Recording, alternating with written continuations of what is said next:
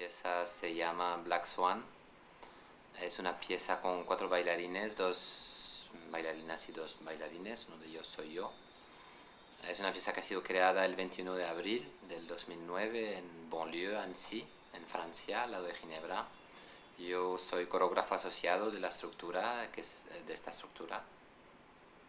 Black Swan es una pieza, para mí es una pieza un poco especial porque es la primera vez que en vez de trabajar con sistemas coreográficos, es una pieza que está escrita de forma más tradicional, en el sentido que es una coreografía escrita, paso a paso. Me he puesto como meta de no repetir nunca, de no hacer loop,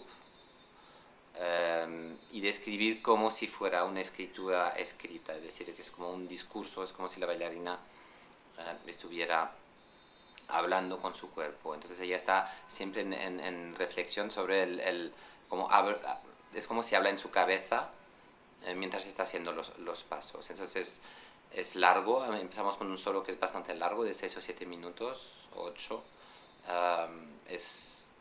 Requiere mucha concentración y entonces le da una calidad hacia el interior, o sea, se tiene que concentrar en su interior para poder bailar con la calidad deseada. No hay impulso, es muy dulce, tiene algo de sensualidad la sensualidad que uno tiene con su propio cuerpo cuando mira hacia adentro.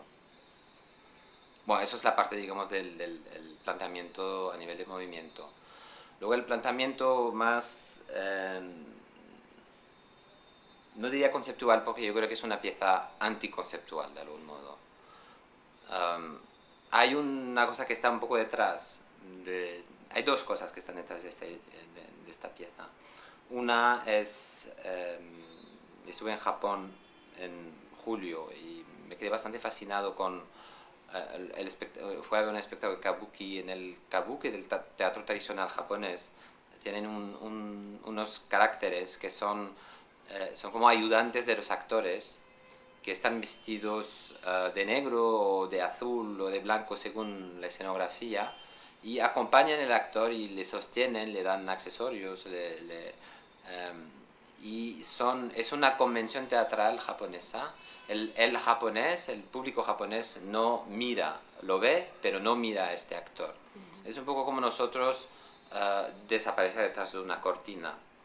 Para ti, para mí, es evidente que desaparecemos y entonces nos concentramos sobre la acción, pero siempre me imagino una persona que vendría del fondo de un bosque del planeta y que nunca ha ido en teatro, diría, ¿qué hace este señor detrás de la cortina? ¿No? Nosotros es una convención teatral que aceptamos como una desaparición de nuestro campo de visión, entonces no está. Y para mí funciona. Yo, cuando alguien desaparece, para mí no existe más. Yo sé perfectamente lo que pasa detrás, porque yo muchas veces estoy detrás. Pero la convención hace que desaparece. Entonces el público japonés, parece ser, según lo que me ha dicho, le pasa lo mismo con estos actores.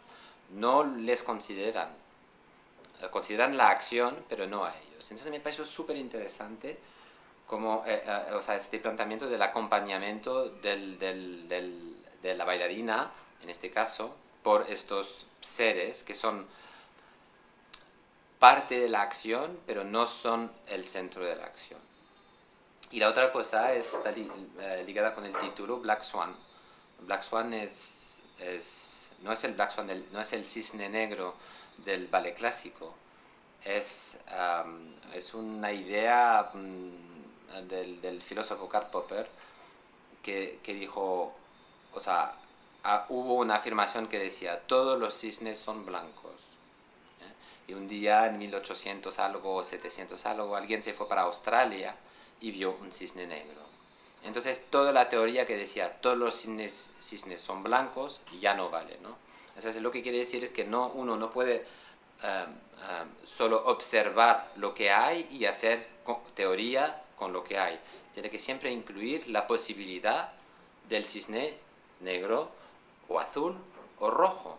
Algún día a lo mejor habrá un cisne azul y no podemos decir no, todos los cisnes no son blancos y negros, también hay un cisne azul. Entonces eso fue una cosa importante para el pensamiento científico de decir cómo podemos hacer para que hacer entrar la posibilidad de lo que no sabemos y que no puede entrar. O sea, y luego hay un bestseller que ha salido hace poco es un trader libanés americano que ha hecho un libro que se llama Black Swan, y él ha extendido la idea del Black Swan a lo imprevisible. O sea, es un evento de enorme magnitud que es totalmente imprevisible y que tiene consecuencias enormes y que después que ocurrió intentamos darle una explicación. Por ejemplo, el ejemplo que da él, que a mí me gusta mucho, es el turkey, o sea, el animal, o el pato, que vive bien, 3 veces, 4 veces al día viene un señor muy simpático que le da comida, su vida es ideal, todo va bien, no tiene ninguna forma en su experiencia de imaginar que algún día este mismo señor le va a agarrar y le va a cortar el cuello y se va a comer. O sea, no puede imaginarse que le va a pasar esto. Y entonces yo creo que él lo que dice es que estamos en una sociedad que más compleja y más grande y más Black Swan pueden ocurrir. Un Black Swan, el 11 de septiembre, el descubrimiento de Internet, un tsunami y el crack económico actual. Luego también hay Black Swan positivos y entonces su teoría es que hay que ponerse abierto a que el Black Swan sea positivo. O sea, se puede también poner en una situación que pase en Black Swan positivo. Y dice que no se pueden hacer previsiones, que la matemática, toda la previsión cuadrada no funciona ya, que lo empírico, la forma de trabajar y de buscar empírica es la buena, que nosotros, nuestra constitución somos sistemas muy intuitivos y empíricos, y que entonces no nos funciona, es un error enorme creer que podemos hacer previsiones basándonos sobre una media, y que todas las previsiones que tenemos actualmente nunca toman en cuenta el Black Swan, porque el Black Swan no va a pasar, pero él dice sí que pasa y va a pasar cada vez más, porque la complejidad del mundo hace que cada vez más va a haber cada vez más eventos de grande magnitud totalmente imprevisible. Bueno, entonces, a mí este pensamiento me hizo hacer reflexionar sobre mi condición de humano, ¿no?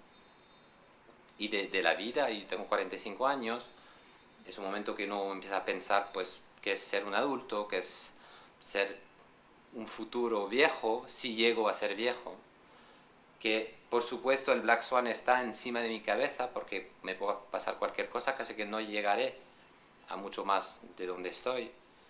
Entonces eso me hace cambiar un poquito mi punto de vista sobre la vida, sobre lo conceptual, el arte más conceptual, es decir, y por qué no trabajo de una forma más intuitiva y más personal y más interiorizada. Entonces me puse a ver, como ver hacia adentro de mí, de mis pensamientos, de mis sueños, y de mi imaginación, ¿no? Entonces no tiene sentido la pieza en sí, no hay narrativa, es una pieza abstracta de algún modo, pero luego por otro lado es como decía un crítico al lado de mi trabajo, como figuración abstracta. Y me gusta mucho porque son dos casi términos casi opuestos y que yo creo que sí que están en esta pieza. Y también creo que hay otra cosa que es también la visión